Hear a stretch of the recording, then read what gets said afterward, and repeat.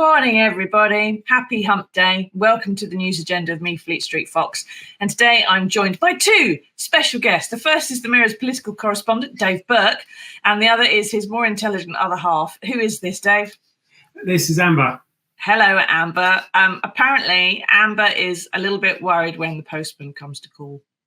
And it's quite likely it's going to happen during the call. So Dave is trying to keep her calm and placate her by having her on his lap. Amber, as you can probably notice, is a spaniel, Cocker Springer. Cocker Spaniel. Cocker Spaniel.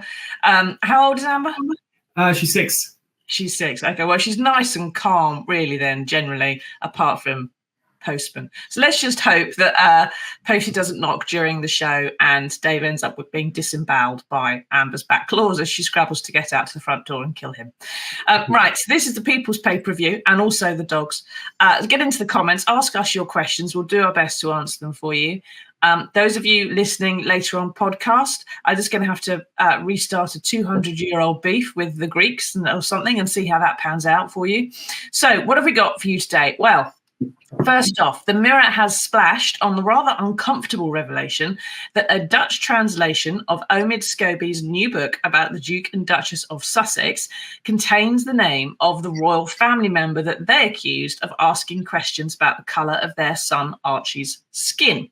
Now, Dave, I think people probably remember this is the allegations that were first made in the couple's interview with Oprah Winfrey like a lifetime ago, which led to talk of royal racists and a race row. More recently, Harry has said his family is not racist, and it was a word used by the media, but someone in his family did raise questions about the colour of Archie's skin, which made him very uncomfortable. How that is not racism, he did not explain. But I suppose the point is, we're not going to mention the name that's been in this Dutch version of the book for reasons that will become clear. But it's out there now, isn't it? It's in the wild. It's doing its own thing. And while they might not have wanted it to be, just starting that conversation as Harry and Meg did, I mean, it was always going to come out one day, wasn't it? That is how secrets work. If they always find a way out. Well, yeah, that's right. I mean, at the time, it was an absolutely astonishing interview where they made this allegation and they were very clear that the reference to Archie's skin colour was said in a negative way. It was an absolutely astonishing allegation that they made back in 2020, but they stopped short of naming who the individuals were. This obviously causes a problem in that people will inevitably speculate about who it could have been. Now we've got this latest case where what is purportedly the names come out as supposedly a mistake made in translation. It's a real big problem for the individuals concerned. It's once those names are out there, people will start asking, are these the kind of people that we want to be, whether they're a senior or a minor royal, are these the sort of people that we want to be representing us? Exactly. It's all a bit uncomfortable. And so you've had this situation where Harry and Meghan have talked about something in an interview 3 years ago. They very carefully said, I'm not going to tell you anything about it. We're going to keep it a secret, which just makes everybody more keen to find out who it is. And then now it's all sort of leaked out, as these things often do. Now, what do you think, everybody? Do you think this is something that is going to cause Harry and Meghan problems? Do you think it's something that's going to cause the royals problems? Where is this going to splash back onto, I suppose, is the question. Now, all this appears in the Dutch translation of the book, which is now being recalled and pulped. We're not even sure the name is accurate, which is why we're not going to mention it, because the author, Omid Scobie, says that his manuscript, the British manuscript, never had a name in it. So, which means that he's kind of suggesting someone involved in the Dutch translation added it in. How or why or on what grounds, we do not know.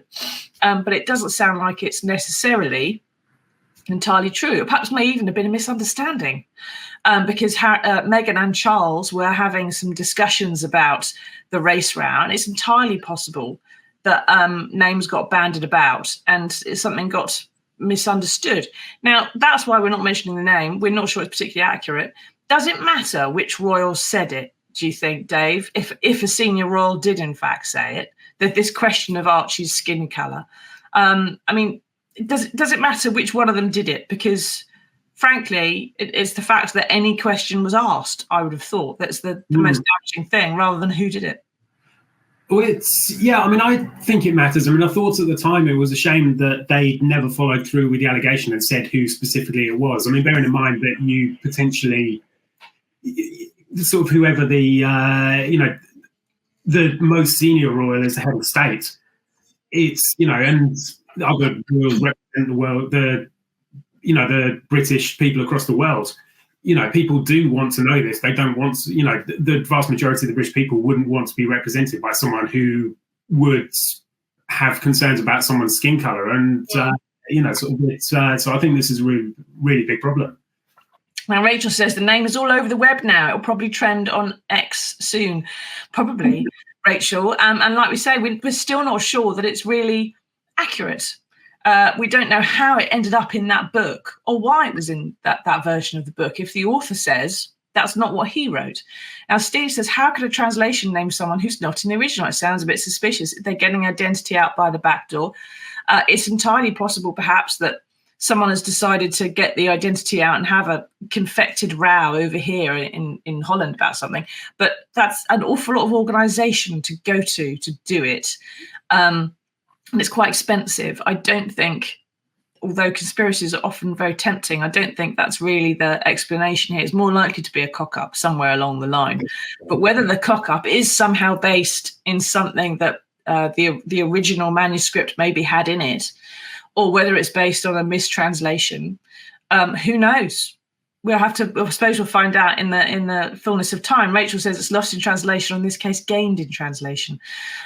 Those things do tend to happen, don't they? Now, we're not mentioning the name because we're not sure it's accurate, but all this does mean more questions, really, for Meghan and Harry. Obviously, it reignites things for the royals, as you said, Dave, and there's questions about whether the person who said this is out, doing royal visits or anything like that, and is going to be representing the nation, which people wouldn't necessarily like.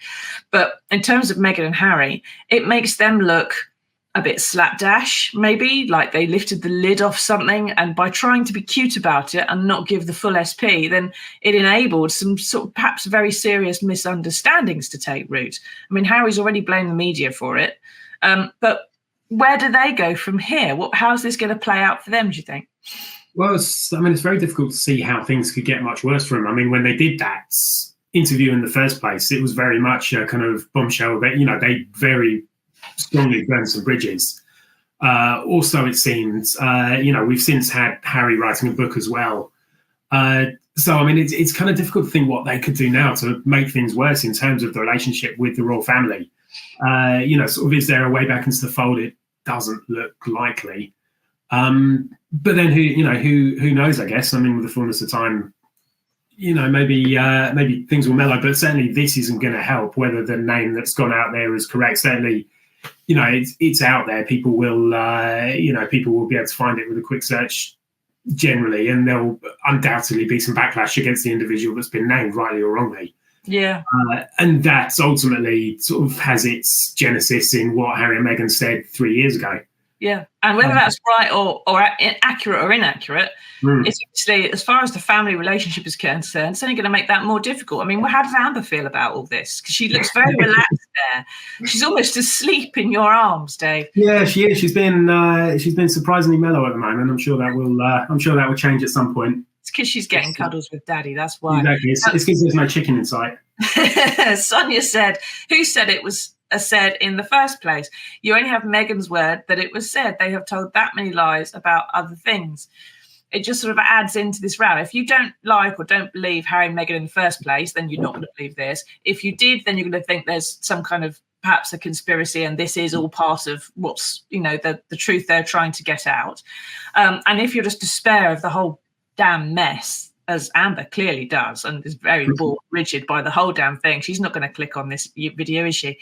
Then it really doesn't. It just adds to the melodrama and the ridiculousness. And people say, I've just really had enough now of all of this. You either say who said it and what they said, and we have that discussion about whether that is racist and whether that person in that role should have that role in public life, or you don't. But you don't half give it away and then be surprised when bits of it leak out, and perhaps they're not very accurate when they do leak out, or people get the wrong end of the stick. I mean, it just seems like it's all just such a complete mess by idiots. Leslie says, do we care? I certainly don't. I've got more important things to think about. Only some sections of the media are keeping it alive. This is entirely true, I think, Leslie. But if we did know the name and we did think it was true and something had been said, we probably should be having a national debate about whether that person is the person to represent us. But we're not having that debate because we don't think it's true. And it's all a complete mess, which is probably not what Harry and Meghan intended, and certainly not what anyone else really particularly enjoys either. Excuse me, my throat is pretty bad because my daughter's given me her first winter lurgy. So I'll try and get through this as much as we can. So thank you for your questions, everybody. Now on to the main story of the day, which is a big row about some 2,500-year-old statues, which Greece had and held in an increasingly knackered state for about 2,300 years. And then for the past 200, they've been just as knackered, but lying in the British Museum, not getting any more knackered, at least. As you can tell, look at the picture there. They haven't got heads, they haven't got arms, and they're missing various wibbly bits that would make them the true statues they were when they were originally carved. Now, Dave, can you remind us what happened to put these statues, which are known as the Elgin Marbles, or if you're Greek, the Parthenon sculptures, what happened to put them onto the news agenda? Why are we talking about them at all? Yeah, so this is a long-running dispute between the UK and Greece. I mean, its origins come way back at the start of the 19th century, when a former British ambassador named Lord Elgin had half of these sculptures removed, half of these marbles, and they're now sitting in the British Museum. Greece, as you would probably expect, have said, well, these are Greek sculptures. They should be, on show in Greece. These have been. There's very much a dispute about whether Lord Elgin had permission to do so. He claimed at the time that he had permission from Athens. Greece has ever since denied this. So it's been a conversation that's come up over the years with various prime ministers and various Greek leaders. At the weekend, Kyriakos Mitsotakis, the Greek prime minister now, said that this was something he was going to be raising with Rishi Sunak at a meeting. Rishi Sunak subsequently cancelled that meeting and has since said that they had an agreement in place that they were never going to, that the Greek delegation had promised that they weren't going to start raising this in public. And it's just bizarre. I mean, it's sort of petulant, childish are the kind of words that are being bandied around, because bear in mind, Greece is an ally in NATO at a time when there's war in Europe. If we're ever going to solve the migration issue, Greece is going to be absolutely integral to that, at the gateway of Europe. It's the a huge majority of people that have arrived in the UK via small boats have come through Greece at some point, and certainly a huge number. And this is it seems like such a bizarre spat to be having with an ally. I'm just looking at Amber, who's just turned around as you said that, staring at the door going, she's got no time for Rishi Sunak over this. She's got no time at all. I'm just sitting here admiring her eyebrows. Anyway, I was listening to what you were saying as well. So what we've got here is a situation where an ambassador to the Ottoman Empire, before Greece was even a country, says that they had some kind of letter. Lord Elgin was given a letter which gave him leave to take these sculptures away from the Parthenon to look after them in perpetuity. That letter, of course, has now been lost. So no one's got any evidence of this. Greece has now become a nation. Greece now has a tourist industry, and Greece has a Parthenon, without all the Parthenon sculptures in it, which is a bit like having Westminster Abbey without the stained glass windows. They kind of want it back. But the British Museum is guided by statute and cannot get rid of its artifacts. It's got to keep hold of everything. And I don't know if you've ever been. Have you ever been to see the British Museum, Dave? Have you ever seen the marbles in situ? I think I probably did as a school kid. Yeah, I mean, I've not been for years, and it was lost on me at the time. But... No, well, I went a few years ago. It may have changed now, all right, but I went as an adult. I've got to say, it was the most unimpressive pile of rock I've ever seen. I love museums. I like going around I was looking forward to the British Museum, but everything in it, including the Elgin Marbles, was just really badly presented. There wasn't very much interpretation. There wasn't very much explanation. There wasn't much context. And it just had sort of rooms and rooms of artifacts. Like, here's a mummy's tomb, here's this, here's that, here's some marbles, here's something else, here's a spear, here's something over here. And again, here's some diamonds. You're like, what does any of it mean? And the little explanations on them are like this big. They're tiny. You just can't read them. And it was very unimpressive the way they were presented. They're not, unless they've changed it a lot recently, I would suggest they're probably not being displayed in quite the pomp and circumstance that they could be. It didn't really mean an awful lot to me. But what do you think, everybody? Has anyone out there actually been to see the Elgin Marbles at the British Museum? Rachel says Rishi's lost his marbles. Well done. Have you ever been to see them? Do you care about whether they're in this country or not? Do you think they should be returned? Steve says, I think we should let them have them as long as they pay to transport them. They've more claim to them than we do. Get rid of them and get on with the more important stuff, Sunak. There is that attitude. But, these marbles, they depict stories that are important to Greek culture, so they do feel rather tender about it. It's a bit like someone saying they took a statue of Winston Churchill during the Blitz to look after it and they've never brought it back, I suppose. So Leslie says it's very cowardly and undiplomatic of Sunak not to meet with the Greek Prime Minister. He is weak. He doesn't really seem to come out of this too well, Dave. It's got to be said. And in the meantime, Keir Starmer and the Labour front bench did meet, I'm not going to try and say the name, the Greek Prime Minister before all this happened. He talks about immigration plans, the crisis and so on. They talked about NATO, war in Ukraine, and other important things. Is that the real reason maybe that Rishi threw a strop, that the Greek Prime Minister went to see Keir first and talked about all the important things and then left Rishi second? Because that's not a good look for a Prime Minister. Well, potentially. I mean, I think the difficult thing is it's really difficult to see what Rishi Sunak hoped to gain from this, because either way, it's not uncommon at all for foreign leaders, particularly at this stage when we know that there's going to be an election, sort of in likelihood in the next year. Certainly there needs to be one by January 2025. It's not unusual for world leaders to be meeting the leaders of the opposition parties at this stage, knowing that there's a likelihood that they're going to be in government, within months. It's, for Rishi Sunak to react to that, I mean, there's no way that I can think of that I look at. I mean, I can't see who he'd be trying to impress here. I mean, were that the case, he just looks petulant. And, of the two of them, there's only one that comes across as statesman-like, as having had the adult discussions that we need to have, as I've said over again, with an ally.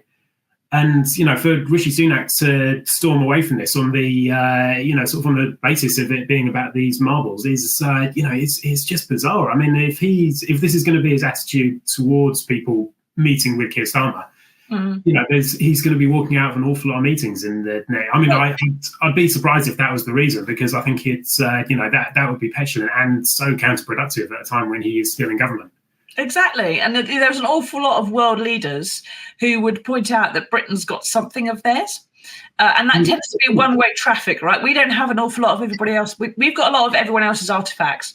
They don't have an awful lot of Britain's, not least because when Greece was making the Parthenon sculptures 2,500 years ago, Britons were living in mud huts, right? We'd managed Stonehenge and then we stopped until some migrants came along, waves of migration and invasions, and actually made us have a bit more invention about things. Steve says, if that letter Lord Elgin said he had cannot be found, then we have to allow Greece to take ownership. Isn't that theft without proof?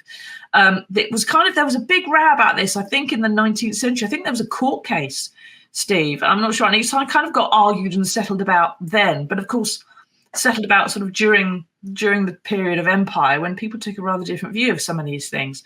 But as for what Rishi gets out of this, we'll get onto that. But Jay Sutcliffe says, yes, I have seen these marbles. I'm in two minds. Let's face it, the artifacts are the property of another nation or people, but still little care was shown to them prior to Britain taking ownership. You see, you could give them back with conditions, right? So, for example, in the paper today, we've got two columnists. We've got Darren Lewis and Paul Routledge arguing for and against keeping or giving back those sculptures.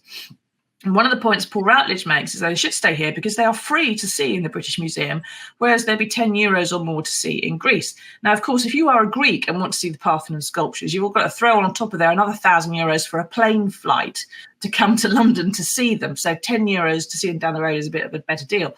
But you could hand them back and say, they have to be kept in the same circumstances that we've kept after them. They have to have this level of care. They have to have slightly better interpretation than we've had in the British Museum, but they have to also be free to the public to view. I mean, you could hand them back with conditions, and therefore they are kept in the same state as they are in London. That would seem to make some kind of a reasonable compromise. Paul says, isn't Rees Mogg an artefact? We could give him back. I think he's ours, unfortunately. Now, Rayner says Sunak is completely out of his depth and completely clueless. What a disgusting luxury it is to get petulant about statues while there's a cost of living crisis on the ground. You've got a very good point, Rayner. Now, as what Rishi gains out of this, let's just go back to that quickly, because the Greek Prime Minister is clear he wants them, right? But he's playing to his base. Greece wants them. It sorts them out there. But Rishi's throwing a tantrum about it, but he's playing to his base here, because the Conservative sort of rump that he's left with, they want to hold on to the last scraps of empire with their fingernails, both voters and backbenchers.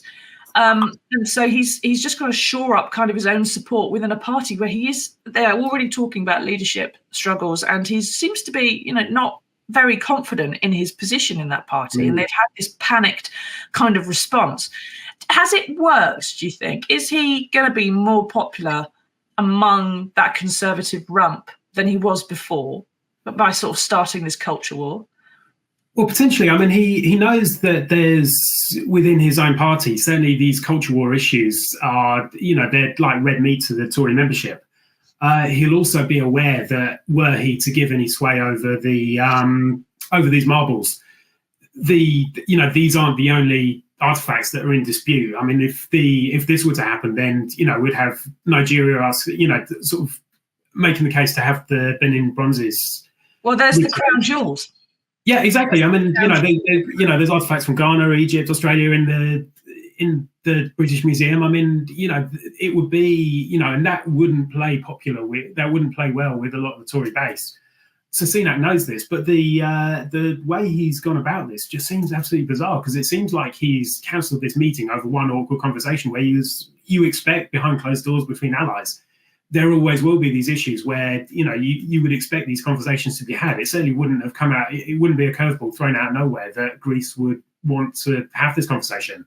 No, well, Jay says if they return, what would happen is if you had that meeting, Mitsotakis would have said in the meeting, I'd like the marbles back, and Rishi would have said no, and they would have carried on talking about immigration or something, and that would have been that, and they could both have come out and whatever they wanted about it. Now, Jay says if they return these marbles and the Moai of Easter Island, which is sort of the big head statues, if you've seen, etc., are probably due to be returned as well. I think Greece will just have to grin and bear it. You could have some kind of fuss made of the marbles. You could have them loaned. You could have them recast, molded, and copied. There's various things you could do to try and appease the situation and make compromises, I would have thought, but no one's really keen on that. But we do have this situation where you've got a really panicked prime minister, it appears, or someone's made a panicked decision, and he looks really bad as a result. It's kind of astonishing to me that's the kind of level of people we've still got in Downing Street. I thought after Boris went, we cleared some of them out, but they seem to still be making quite panicky moves. Now, I suppose the $1 million question is what is going to happen to the marbles now? The British Museum, like we say, is ruled by statute, can't just give them away. It would need legislation to change that in some respect. But Starmer says it's a matter between the museum and Greece and nothing to do with the Prime Minister, while the current Prime Minister says he'll die in a ditch before he lets these rather knackered and uninspiring statues go where they actually belong. So what do you think, Dave? I mean,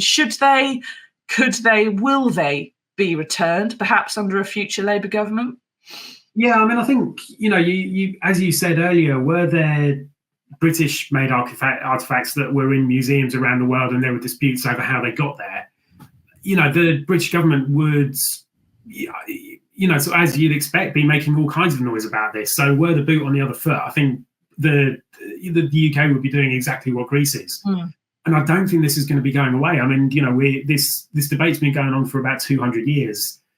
You'd think that at some point there'll come a breaking point where people think, okay, we do have this uncomfortable history, not just with these particular artifacts, but with many, many, many others, where there's a lot of awkward conversations about the circumstances by which they came to the UK. And I think there'll be some reckoning at some point where we're going to have to ask as a country, should we, is this what we still want? Should the countries where these originated, that are very keen to their culture and history, should they be returned to their original place for the people of those countries who, like you say, wouldn't be, not everyone will be in a position to fly over to London to see them. Exactly. But what do we get back in return? Well, absolutely no sort of cultural artifacts that we left lying around anywhere, because we didn't really have any, especially 2,000 years ago, apart from Stonehenge. But, we would have a reputation as a slightly nicer, better country, maybe. Just throwing it out there, there might be a lot of soft diplomacy gains in handing out a few trinkets that we don't really specifically need. And the British Museum, of course, has just had a big sort of theft scandal where lots of items went missing and ended up mysteriously on eBay. So maybe it's not the safest place to keep stuff, although obviously he wasn't able to flog the Elgin Marbles. The postage on those would have been too great, I suspect. Anyway, I think Amber really wants us to move on to the next story. We managed to find some good news in the world, and here it is.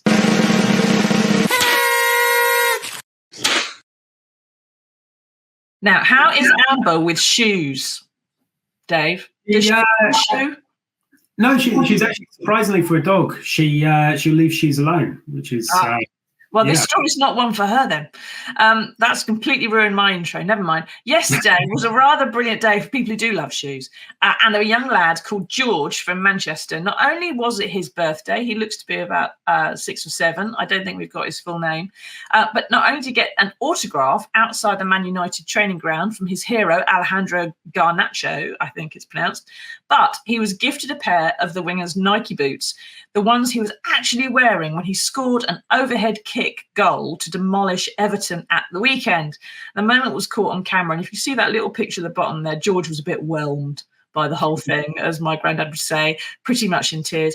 Dave, is this proof that you think, despite all, noisy, famous people making a big fuss about stuff, one little, tiny, heartfelt gesture can light up the world an awful lot more? Well, yeah, absolutely. I mean, George looks absolutely delighted there. As as a Man United fan, he'd have been, neutrals saw that goal that Garnacho scored at the weekend. I mean, it was absolutely phenomenal. That young lad's going to be made up that he's got these and that he's met his hero.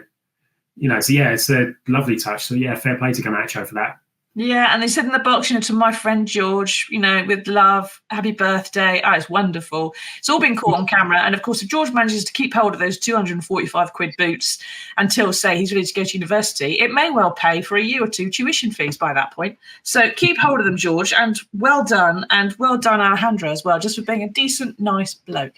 And I think we can all say well done to Amber for sitting calmly through all this, merely in return for a few belly scratches. And she's been an absolute joy to have on the show. We'll have her back any time. Thank you, Dave, for taking us through all that. Thank you, everyone, for taking part.